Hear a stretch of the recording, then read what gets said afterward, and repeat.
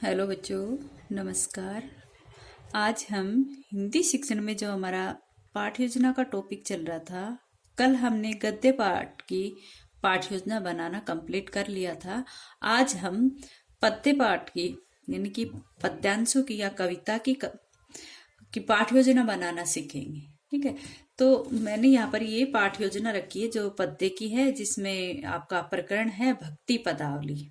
ठीक है, तो ऊपर की जो औपचारिकताएं हैं बेटा, इसमें अपने जो हिंदी मेथड है, इसमें गद्य की, पद्य की और व्याकरण की तीनों की अलग अलग पाठ योजना बनती है। उसका सारा प्रारूप ही यहाँ पर चेंज हो जाता है, तो उसको आप ध्यान दे। और इसकी मैं फोटो नोट्स आपके पास भेज रही हूँ, तो आप इसको अच्छे से बना लेना। अपनी पहले रफ कॉपी में बना लेना और जब कॉलेज आओ तो मुझे दिखाना। ठीक है, तो इस तरह से आपको भी अपनी जैसे गद्य की पाठ योजना बनानी है और 6 ही पद्य की।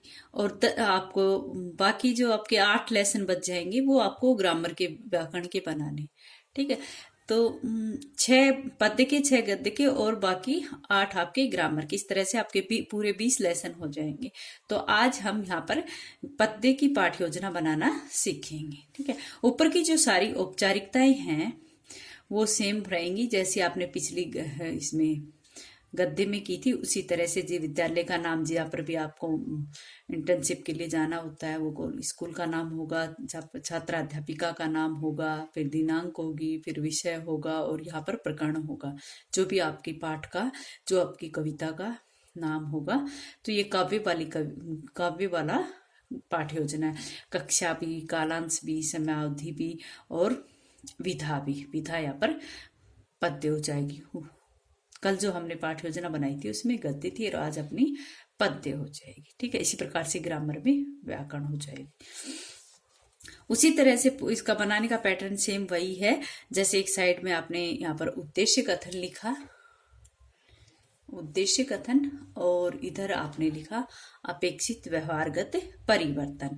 अब इसमें भी वही चलेंगे आपकी ज्ञानात्मक, अर्थ ग्रहण, बोधात्मक या अभिरुचि, अभिवृत्तात्मक वाले ही शिक्षण उद्देश्य चलेंगे आपके। ठीक है, ये उद्देश्य कथन नहीं आएगा, यहाँ पर शिक्षण उद्देश्य आएगा। ठीक है, ये गलत लिख रखा है इसने, शिक्षण उद्देश्य आएगा, शिक्षण उद्देश्य। क्या आएगा यहाँ पर? शिक्षण उद्देश्य आएगा। ठीक है, और इधर आएगा अपेक्षित व्यवहारगत परिवर्तन। अब इनको भी आपने इस तरह से लाइन में करके बंद कर दिया। और नंबर 1 पर जो प्रथम आपका शिक्षण उद्देश्य है वो क्या है? ज्ञानात्मक। जो मेन शिक्षण उद्देश्य है उनको आप अलग पेन से लिखोगे उस पाठ योजना की तरह। जैसे यहाँ पर ज्ञानात्मक लिख रखा है, फिर अर्थ ग्रहण लिख रखा है। अब सबसे पहले हम ज्ञानात्मक के बारे में जानेंगे, और ज्ञानात्मक में भी वो सारी शिक्षण उद्देश्य होंगे जो इस ज्ञानात्मक के अंतर्गत आते हैं। जैसे सबसे पहले आया था इसमें भाषा तत्वों का ज्ञान प्राप्त करना। जैसे आपने गद्य में किया था वैसे ही इसको भी करना है। और इसके सामने आपको उसी तरह लिखना है कि विद्यार्थी भाषा तत्वों का प्रत्यय स्मरण कर सकेंगे। और दूसरी लाइन में आपको लिखना है कि विद्यार्थी भाषा तत्वों का प्रत्याभिज्ञान कर सकेंगे।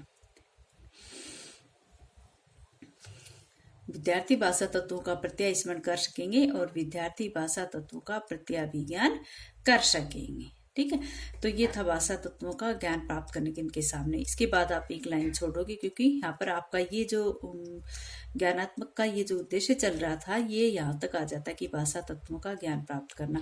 अगर ये नहीं भी आता है तो भी फिर भी आपको एक लाइन छोड़नी चाहिए, क्योंकि सेकंड जो दूसरा इसका पॉइंट आएगा ताकि वो अलग से दिखे और आपकी ये एक दूसरे से, उनके कहने का अर्थ है कि खिचड़ी न बने ना। तो इसका भाषा तत्वों का ज्ञान प्राप्त करने जो उद्देश्य था, इसका सबसे पहला पॉइंट है उच्चारण। और उच्चारण के सामने आपको लिखना है उसी तरह से कि विद्यार्थी शब्दों का शुद्ध उच्चारण कर सकेंगे। और इसी प्रकार दूसरा आ जाएगा इसमें वर्तनी। तो वर्तनी के सामने आपको लिखना है विद्यार्थी शब्दों को शुद्ध रूप में लिख सकेंगे। इसमें यहाँ पर देखो अंतर आ रहा है आपकी गद्य और पद में, दोनों में। विद्यार्थी शब्दों को शुद्ध रूप में लिख सकेंगे। और शब्द वर्तनी में क्या आएगा? यहाँ पर तीसरे पॉइंट आ गया आपका शब्द वर्तनी। तो शब्द वर्तनी में आप लिखोगे कि विद्यार्थी कठिन शब्दों से अवगत होकर अपने शब्दकोश में वृद्धि कर सकेंगे। विद्यार्थी कठिन शब्दों से अवगत होकर अपने शब्दकोश में वृद्धि कर सकेंगे। ठीक है, अगर किसी को क्लियर नहीं हो रहा तो मैं इसके नोट्स आपके पास से भेजूंगी पूरी पाठ योजना बनाने के बाद। ठीक है, अब आ जाओ ज्ञानात्मक का ब पार्ट। यहाँ पर ब पार्ट है, इसमें ये ए पार्ट था और ये ब पार्ट था। तो ब में आप लिखो, उसमें तो लिखा था अपने भाषा तत्वों का ज्ञान प्राप्त करना, और यहाँ पर आप लिखोगे कि विषय वस्तु का ज्ञान प्राप्त करना। और इसके सामने क्या आएगा कि विद्यार्थी अपने प्रकरण का नाम क्या लिख रखा है यहाँ पर, भक्ति पदावली। ठीक है, विद्यार्थी भक्ति पदावली के पदों का ज्ञान प्राप्त कर सकेंगे। विद्यार्थी विषय वस्तुओं के ज्ञान के भक्ति पदावली के पदों का ज्ञान, ये चेंज आ गया ना यहाँ पर, विद्यार्थी भक्ति पदावली के पदों का ज्ञान प्राप्त कर सकेंगे। ठीक है, इसके साथ अपना ज्ञानात्मक शिक्षण उद्देश्य कंप्लीट हुआ। और दूसरा जो है अपना आ जाता है यहाँ पर अर्थ ग्रहण। ठीक है, अर्थ ग्रहण। अब यहाँ पर हम जैसे अर्थ ग्रहण उसमें बोधात्मक आया था, तो इसमें हम अर्थ ग्रहण कर रहे हैं। तो अर्थ ग्रहण के सामने क्या लिखोगे, अर्थ ग्रहण। और अर्थ ग्रहण का जो उद्देश्य है वो क्या है, सुनकर अर्थ ग्रहण करना, और दूसरा क्या आता है, लिखकर अर्थ ग्रहण करना, नहीं पढ़कर अर्थ ग्रहण करना। ठीक है, सुनकर अर्थ ग्रहण करना और आगे आएगा पढ़कर अर्थ ग्रहण। अर्थ ग्रहण के सामने आप क्या लिखोगे, विद्यार्थी भक्ति पदावली के पदों का, विद्यार्थी भक्ति पदावली के पदों का वाचन करके उसके मुख्य भावों का अर्थ ग्रहण कर सकेंगे। विद्यार्थी भक्ति पदावली के पदों का वाचन करके उसके मुख्य भावों का अर्थ ग्रहण कर सकेंगे। इस तरह से लिखोगे। फिर एक लाइन छोड़ने के बाद आप यहाँ पर लिखोगे, विद्यार्थी भक्ति पदावली के पदों को मनोयोग पूर्वक पढ़कर उसके मुख्य भावों का अर्थ ग्रहण कर सकेंगे। क्योंकि भक्ति पदावली में पद है तो यहाँ पर पदों को लिखोगे कि विद्यार्थी भक्ति पदावली के पदों को मनोयोग पूर्वक पढ़कर उसके मुख्य भावों को का अर्थ ग्रहण कर सकेंगे। ये आपका अर्थ ग्रहण का होगा। नेक्स्ट जो है वो है